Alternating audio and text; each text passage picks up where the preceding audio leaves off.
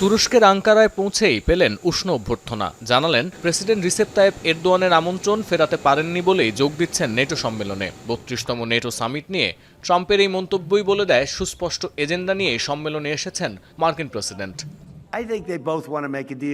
এরদোয়ানের সঙ্গে বৈঠকের এক পর্যায়ে দাবিও করলেন, ইরানের সঙ্গে সংঘাত চলাকালে নেটোর সদস্য রাষ্ট্রের কাছ থেকে যে সহায়তা প্রত্যাশা করেছিলেন তার কিছুই পাননি তিনি। যদিও এরদোয়ানের সঙ্গে সাক্ষাতের পর দুটি সুখবরও দিয়েছেন ট্রাম্প। রাশিয়ার প্রতিরক্ষা ব্যবস্থা কেনার কারণে তুরস্কের ওপর আরোপ করা নিষেধাজ্ঞা তুলে নেয়ার ব্যাপারে সিদ্ধান্ত নেবেন মার্কিন প্রেসিডেন্ট। পাশাপাশি আঙ্কারার কাছে F-35 যুদ্ধবিমান বিক্রি করতে পারে ওয়াশিংটন। এদিকে দ্বিতীয় মেয়াদে ক্ষমতায় আসার পর থেকেই ট্রাম্প দাবি করে আসছিলেন জোটের অন্য সদস্য দেশগুলো প্রতিরক্ষা খাতে পর্যাপ্ত অর্থ ব্যয় না করায় নিরাপত্তার বোঝা যুক্তরাষ্ট্রকে একাই বহন করতে হয়। এর জেরে ২০৩৫ সালের মধ্যে নেটো সদস্য রাষ্ট্রগুলো তাদের জিডিপির ৫% প্রতিরক্ষা খাতে ব্যয়ের লক্ষ্য নির্ধারণের প্রতিশ্রুতি দিয়েছে।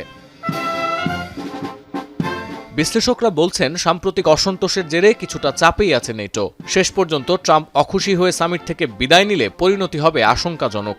ইউরোপের সঙ্গে আরও দূরত্ব বাড়বে যুক্তরাষ্ট্রের। Were Donald Trump to withdraw from NATO, it would be a geopolitical earthquake. It would dismantle the alliance that has in many respects anchored the Western world. NATO প্রধান মার্ক রুটের বক্তব্য থেকেও স্পষ্ট, মার্কিন প্রেসিডেন্টকে কোনোভাবেই চটাতে চান না তিনি। প্রতিরক্ষা ব্যয়ের লক্ষ্যমাত্রা বাড়িয়ে মোট বাজেটের ৫% করার ব্যাপারেও ট্রাম্পকে আশ্বস্ত করেছেন জোটের প্রধান। জানা গেছে ২ দিনব্যাপী এই সম্মেলনে হরমুজের নিরাপত্তা নিয়েও জোটের সদস্য রাষ্ট্রের প্রতিনিধিদের সঙ্গে আলোচনা করবেন ট্রাম্প। ইরানকে পরমাণু অস্ত্র তৈরি করতে না দেয়া এবং হরমুজে নৌ চলাচল সচলের বিষয়গুলো গুরুত্ব পাবে আলোচনায়। এছাড়াও ইউক্রেন যুদ্ধ নিয়ে সাইডলাইন বৈঠক থাকবে প্রেসিডেন্ট জেলেনস্কির সঙ্গে। গার্ডিয়ানের তথ্য, ইউক্রেনকে ২০২৬ সালের জন্য ৭,০০০ কোটি ইউরোর সামরিক সহায়তার বিষয়ে বড় ঘোষণা আসতে পারে সম্মেলন থেকে। সতীর্থ কর্মকার, এখন বিশ্ব।